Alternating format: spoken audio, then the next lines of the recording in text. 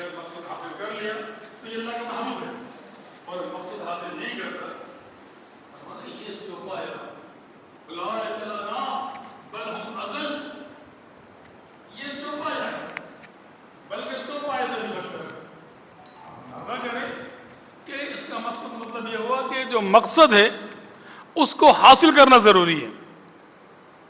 تو اللہ سبحانہ و تعالیٰ نے ہماری جو عبادت ہے، جو بھی عبادت ہے، اس کا مقصد حصول تقوی ہے، اور اللہ تعالیٰ نے اس کی تربیت کے لیے، حصول تقوی کے لیے جس ماہ مبارک کا انتخاب کیا ہے وہ یہ رمضان ہے کہ یا ایھا الذین آمنوا کتب علیکم الصیام کما کتب الذین من قبلکم لعلکم تتقون۔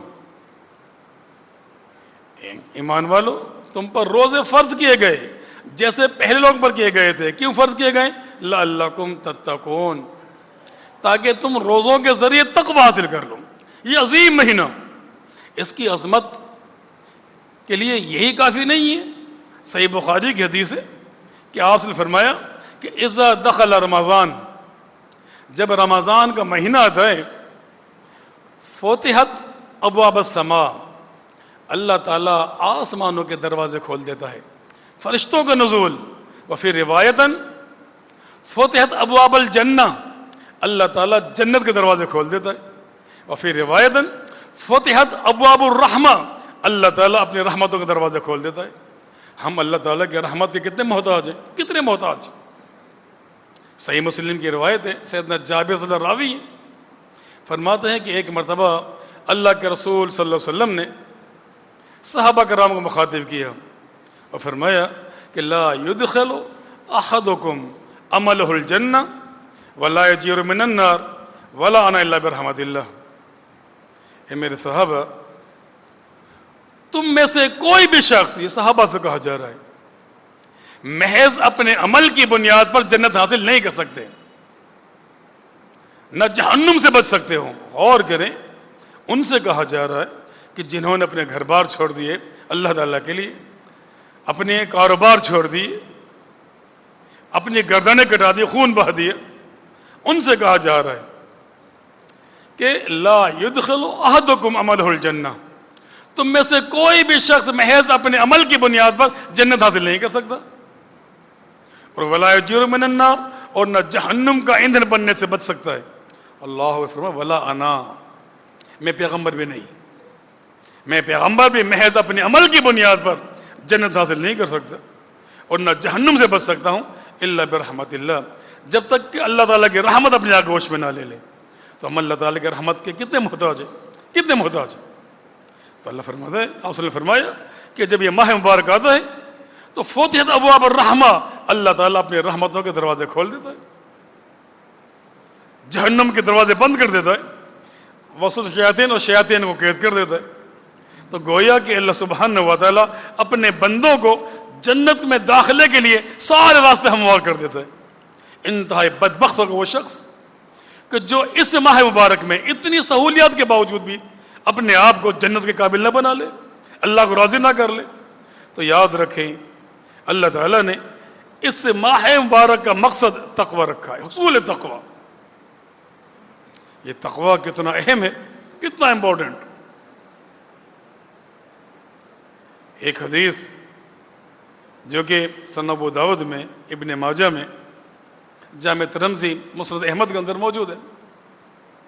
راوی ان ارباز ابن ساریہ رضی اللہ عنہ ہیں، فرماتے ہیں قال کہ صلی بنا رسول اللہ صلی اللہ علیہ وسلم، کہ آپ صلی اللہ علیہ وسلم نے نماز پڑھی، صلی بنا ہمارے ساتھ، رسول اللہ صلی اللہ علیہ وسلم نے ذات الیوم، ایک دن ہمارے ساتھ آپ صلی اللہ علیہ وسلم نے نماز ادا کی، ثم اقبل علینا بوجہہ، اور پھر آپ صلی اللہ علیہ وسلم نے اپنا منہ مبارک ہماری طرف موڑ لیا، فوعظنا موعظۃ بلیغہ، اور آپ صلی اللہ علیہ وسلم نے ایک بڑا بلیغ ہمیں نصیحت کی، بڑی بلیغ، کتنی زبردست کہ فضفس من العیون، اسے سن کر ہماری آنکھیں بہہ پڑی، ہم رونے لگ گئے، وجلت من القلوب، ہمارے دل خوف کے مارے سے خشیت سے لبریز ہو گئے، ڈر گئے، کب کب آ گئے. وقال احد منهم، ہم میں سے ایک شخص نے کہا، قال رجل، ایک شخص نے کہا یا رسول اللہ صلی اللہ علیہ وسلم ھذا موعظۃ، کہ اللہ کے رسول صلی اللہ علیہ وسلم یہ جو نصیحت آپ نے کی ہے ایسا لگتا ہے کہ الوداع کہنے والا کی نصیحت ہے. جو خدا حافظ کہتا ہے نا، الوداع کہتا ہے، یہ اس قسم کا خطاب ہے. فاوصنا، آپ ہمیں وصیت کریں، کوئی نصیحت کر جائے. تو آپ صلی اللہ علیہ وسلم نے ایسے موقع پر کیا کہا کہ اوصیکم بتقوی اللہ، کہ سب سے پہلی جو نصیحت آپ صلی اللہ علیہ وسلم نے کی کہ وہ اللہ کا تقوی ہے. ہم غور کریں کہ تقوی کتنا ہے ہمیں، کہ آج جب شخص نے یہ آپ سے کہا کہ اللہ کے رسول آپ نے جو اتنا زبردست خطاب کیا کہ ہماری آنکھیں بہہ پڑی، دل کب کب آ گئے، ہمیں کوئی وصیت کر دیں، کوئی نصیحت کر دیں. تو کیا کہا کہ اوصیکم بتقوی اللہ، اے لوگوں میں تمہیں اللہ کے تقوی کی وصیت کرتا ہوں. تو گویا کہ یہ تقوی اساس ہے، بنیاد ہے ہر چیز کی کامیابی کی. یہ کامیابی کی اساس ہے، یہ کامیابی کی بنیاد ہے کہ تقوی ہمیں حاصل ہو جائے. کیونکہ یہ تقوی وہ چیز ہے کہ اس کے بغیر ہدایت نہیں ہے، اس کے بغیر ہدایت نہیں ہے. کہ ذالک الکتاب لا ریب فیہ ھدی للمتقین، یعنی کہ ہدایت ہے ہی متقین کے لیے اور کسی کے لیے نہیں ہے. آپ سن چکے کہ عمل کی قبولیت بھی کہ انما یتقبل اللہ من المتقین، انما کلمہ حسر ہے. اللہ کہ صرف جو جس کا عمل قبول کیا جا سکتا ہے وہ شخص ہے جو متقی ہے، اس کے اندر تقوی ہے. یہ تقوی انسان کے دل میں ہوتا ہے. آپ صلی اللہ علیہ وسلم 3 مرتبہ ارشاد فرمایا التقوی ہا ہونا، التقوی ہا ہونا، التقوی ہا ہونا. اے لوگوں یہ تقوی دلوں کے اندر موجود ہے. اخلاص خالص اللہ تعالیٰ کے لیے، یعنی کہ روزہ انسان کو اخلاص سکھلاتا ہے. اخلاص کہ اخلاص کے ساتھ اللہ تعالیٰ سے ایک تعلق قائم کر لیں، ایک ایسا تعلق، ایک ایسا راز جو اللہ اور بندے کے علاوہ کسی کو بھی پتہ نہ ہو. ایک ایسا راز اپنے اور اللہ کے درمیان پیدا کر لو کہ اللہ راضی ہو جائے. یاد رکھیں آپ نے فرمایا کہ جو شخص اپنے عمل کو اللہ کے لیے چھپا لے، اپنے عمل کو اللہ کے لیے چھپا لے، کسی کو پتہ نہ چلے، تو اللہ تعالیٰ اس کے اجر کو بھی چھپا لیتا ہے. کسی کو نہیں بتاتا کہ میں نے کیا اجر اس کے لیے رکھا ہے. یہ ماہ مبارک ہے، یہ تم روزہ رکھتے ہو. امام صاحب رحمہ اللہ ایک واقعہ لے کر آئے کہ ایک شخص نے 40 سال تک روزے رکھے. یہ میں تواتر کی نہیں کہہ رہا میں، لیکن کثرت سے روزے رکھے 40 سال تک.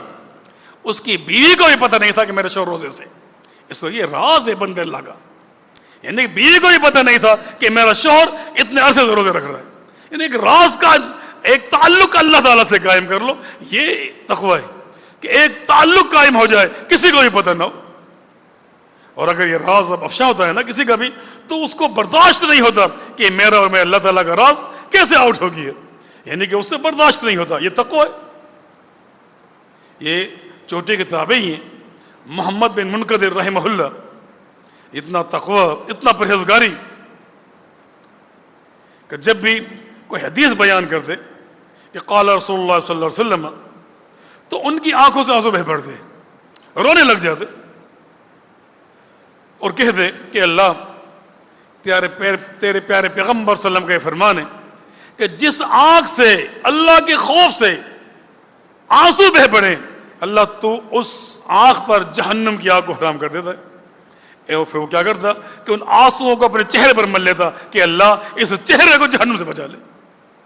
تو وہ اپنا ایک واقعہ بیان کرتے کہ ایک مرتبہ میں مدینے گیا، مسجد نبوی میں رات کا وقت ہے، قحط سالی بارش نہیں ہو رہی. وقت کا جو وہاں کا گورنر ہے اس نے نماز استسقاء کرائی، بارش نہیں ہوئی. فرماتے ہیں کہ میں رات کے وقت مسجد نبوی میں تھا کہ وہاں پر ایک شخص اپنے رب سے دعا کر رہا ہے، اپنے رب سے راز اور نیاز اللہ تعالیٰ سے.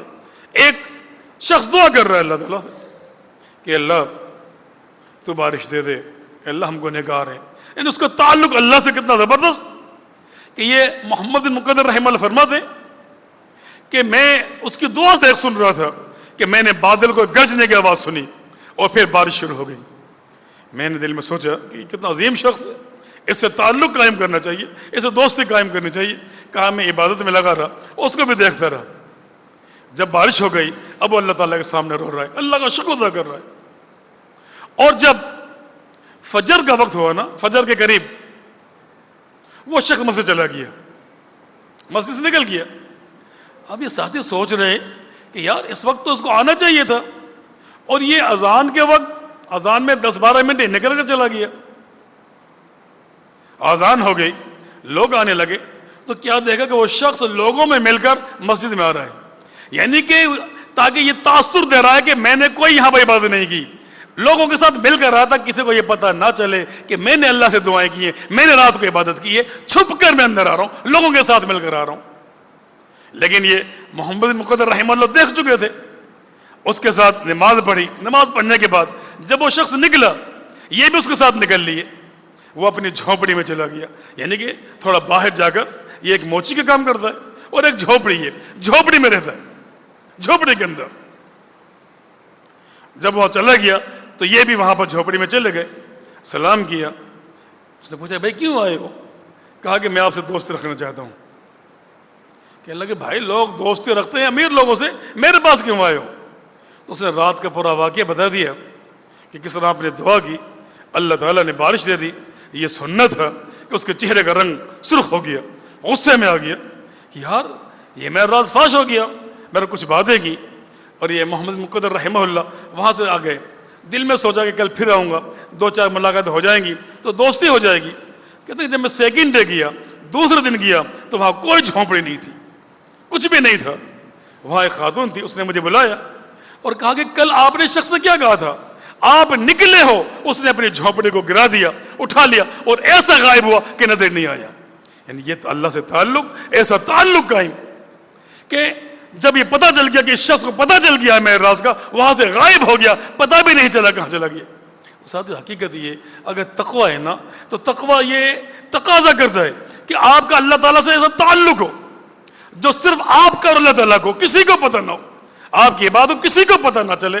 یقین کریں ایسا عمل کرنے والے، اللہ کیا فرماتا ہے کہ تتجافا جنوبہم عن المضاجع یدعون ربہم خوفا وطمعا ومما رزقناہم ينفقون، کہ وہ لوگ جن کی کروٹیں راتوں کو اپنے بستر سے علیحدہ ہوتی ہیں، راتوں کو اللہ تنہائی میں کوئی دیکھنے والا نہیں، یدعون ربہم اپنے رب کو پکارتے ہیں، اللہ اکبر، تعلق قائم کیے اپنے سے، خوفا و طمعا، ایک خوف ہے اللہ ناراض نہ ہو جائے، کہیں جہنم کا ایندھن نہ بنا دے، رو رہے ہیں، استغفار کر رہے ہیں، طمع لالچ ہے اللہ ہم سے راضی ہو جائے، اللہ ہمیں جنت دے دے۔ وَمِمَّا رَزَقْنَاهُمْ يُنْفِقُونَ، اور جو مال اللہ نے دیا ہے اس کو خرچ کرتے ہیں خاموشی کے ساتھ۔ یہ راتوں کو جاگنے والے، اللہ سے تعلق قائم کرنے والے، اللہ تعالیٰ کیا فرماتا ہے کہ فَلَا تَعْلَمُ نَفْسٌ مَا أُخْفِيَ لَهُم مِّن قُرَّةِ أَعْيُنٍ جَزَاءً بِمَا كَانُوا يَعْمَلُونَ، کہ فَلَا تَعْلَمُ، نہیں جانتا کوئی بھی شخص، فلا تعلم نفس، کوئی نفس چاہے وہ پیغمبر کیوں نہ ہو، اس شخص نے اپنے عمل کو چھپایا اللہ کے لیے، اللہ تعالیٰ فرماتا ہے میں نے اس کے اجر کو چھپا لیا ہے قیامت کے دن کے لیے، میں نے نہیں بتایا کسی کو، نہ کسی فرشتے کو، نہ کسی پیغمبر کو۔ اللہ فرماتا ہے فلا تعلم نفس ما اخفی لهم من قرۃ اعین، کہ میں نے اس کی آنکھوں کی ٹھنڈک کے لیے کیا چیز چھپا رکھی ہے کسی کو نہیں پتا، اللہ تعالیٰ نے اس کے اجر کو چھپا لیا ہے۔ تو اللہ کے بندو یہ تقوی حاصل کر لو، یہ ماہ مبارک اللہ نے تمہیں دیا، یہ چوٹی کا مہینہ جنت کے حصول کے لیے، جہنم سے بچنے کے لیے۔ اگر ہمیں واقعی ایمان ہے، واقعی ہمارے اندر یقین ہے، تو اب ذرا سوچیں، بس اس مثال کے بعد میں ختم کر دوں کہ اب ذرا سوچیں کہ ایک پھل فروش کا یقین ہے، ایمان ہے کہ یار میں تیاری کر لوں، مجھے پیسہ چند ٹکے مل جائیں گے، نفع مل جائے گا، میں پیسے کما لوں گا، تو وہ پوری توانائیاں خرچ کر دیتا ہے ان پھلوں کو سیٹ کرنے میں۔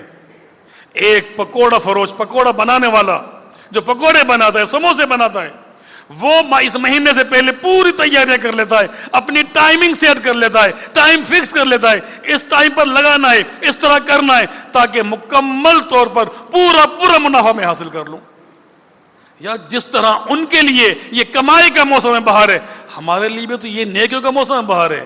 ہم سوچیں کہ جس طرح انہوں نے تیاری کر لی مکمل کمانے کی، اللہ کی قسم سوچئے گا ذرا کہ ہم نے کوئی تیاری کی ہے، کوئی پلاننگ کی ہے کہ نیکیوں کا موسم بہار ہے؟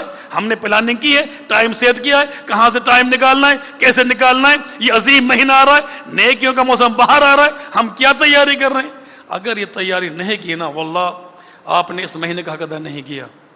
یہ اللہ نے جو تمہیں، اتنے بڑے رب نے تمہیں یہ تحفہ دیا، تمہیں بخشنے کے لیے، جنت میں داخلے کے لیے، جہنم سے بچنے کے لیے، ہم نے اس تحفے کی قدر ہی نہیں کی. کوئی پلاننگ ہی نہیں ہے، کوئی منصوبہ بندی نہیں ہے، کچھ سوچا ہی نہیں ہے. تو یاد رکھیں، اگر ہم یہ چاہتے ہیں نا کہ یہ ماہ مبارک اس سے ہم مستفیض ہو جائیں، تو واللہ جس طرح یہ چند ٹکے کمانے والا پلاننگ کرتا ہے نفع حاصل کرنے کی، اللہ کی قسم ہمیں اس سے زیادہ پلاننگ کرنی چاہیے اپنے رب سے جنت لینے کی، رحمتوں کے حصول کے لیے، اللہ تعالیٰ کو راضی کرنے کے لیے. اللہ سبحانہ و تعالیٰ ہمیں اس ماہ مبارک کو صحیح معنوں میں سمجھنے، اس کا حق ادا کرنے کی توفیق فرما دے. اللہ تعالیٰ ہمیں تقوی عطا فرما دے. اللہ ہمیں گناہوں کو معاف کر دے. اللہ ہم سے راضی ہو جائے. وما توفیق الا باللہ.